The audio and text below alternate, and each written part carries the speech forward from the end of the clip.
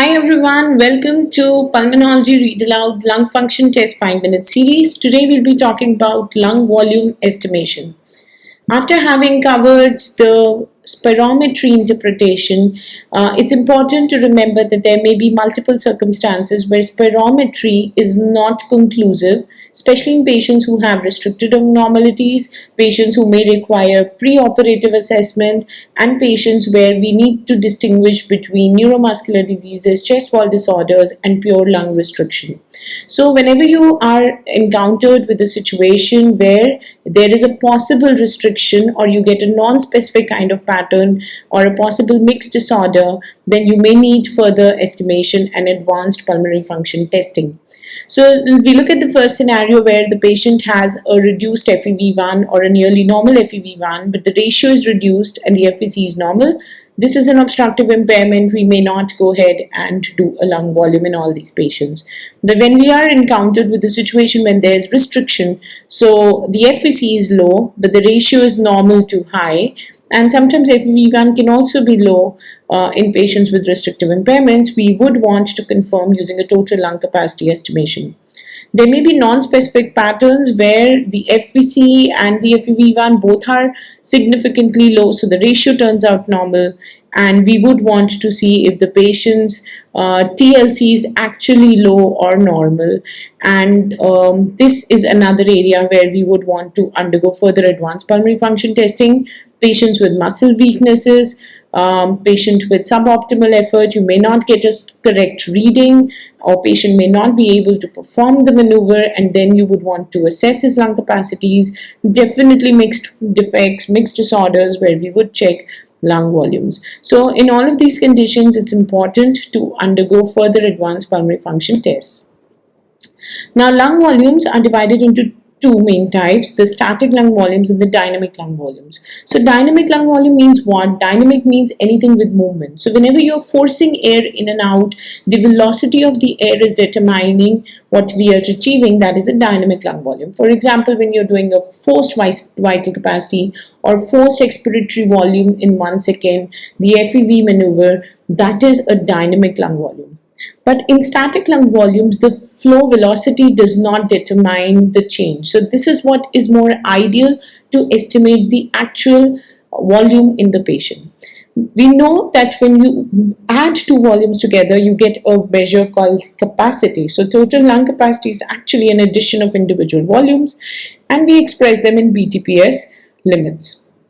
So this is a very good flow chart, a very popular flow chart that really gives a brief summary of how the lung volumes estimation helps us determine what the disease is. And I just want you to have a glimpse of this chart because we'll come back to it once we've discussed DLCO, we've discussed TLC and VC estimation. But this is a very good reference when you want to sort out the issue between various disorders. So starting here, when we are doing a spirometry, we are essentially doing a tidal volume maneuver, and then we ask the patient to take a deep breath, which is the inspiratory reserve volume. Again, it has velocity, it's a dynamic volume, and then we ask the patient to expire completely until he can no longer expire. At this point, only residual volume is left behind in the lung. And then we ask the patient to again take a breath and go back to his tidal breathing.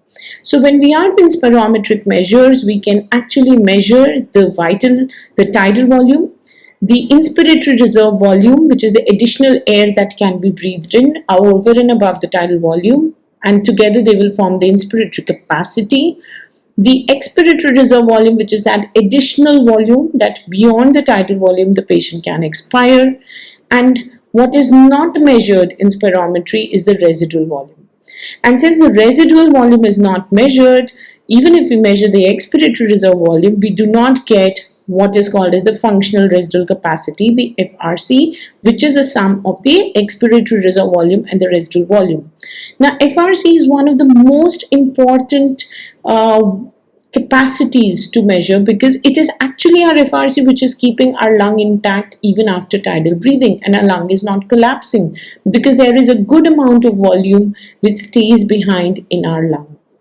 Now, when we take a sum of this residual volume and the vital capacity, which we usually measure with a spirometry, that gives us the total lung capacity. So a total lung capacity measurement will need a residual volume which will not be assessed through spirometry, and this is when the other advanced pulmonary function tests come into place.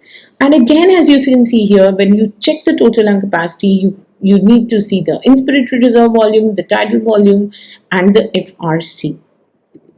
So effectively, methods of measuring lung volumes are varied depending on what we are looking at and what are we measuring. So the FRC can be measured using multi-breath helium dilution and multi-breath nitrogen washout techniques. Similarly, the total lung capacity can be measured using a single breath nitrogen washout technique and a single breath helium technique. So dilution techniques and washout techniques are what will give us the TLC and the FRC. When we are looking at plethysmography, it almost measures all the volumes, all the capacities that we can measure. So that is the highest level of certainty there. And by only doing a radiograph or a CT, we can take an estimate of what patient's overall lung capacity could be. So these are certain radiological methods which are not accurate. So dilution methods, body plethysmography, and radiographic measurements are what we can do to estimate lung capacity. Amongst the dilution methods, dilution means we are going to dilute the air inside. So amongst the dilution methods, there are two, the closed circuit and the open circuit ones. Essentially, it means that the circuit or this entire system gets closed and we measure the volume, and the circuit remains open and we measure the expired volume. So the closed circuit method is actually helium dilution. We are diluting the air with helium, which is an inert gas, and the open circuit method, which is nitrogen washout, or we are washing out the air with and checking the nitrogen. Both of these dilution methods work on one same principle, which is the principle of law of mass conservation, which says C1V1 is equal to C2V2. So whatever concentration and volume of the gas initially is will be equal to the concentration and volume later in a equilibrated system.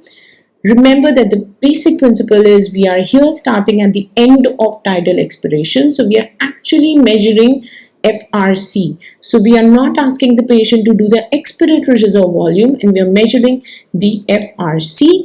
But since we would measure ERV, FRC minus ERV will give us the residual volume. So this is how this principle works. In my next video, we'll be talking about the helium dilution technique and nitrogen washout technique. Tuned in for more videos.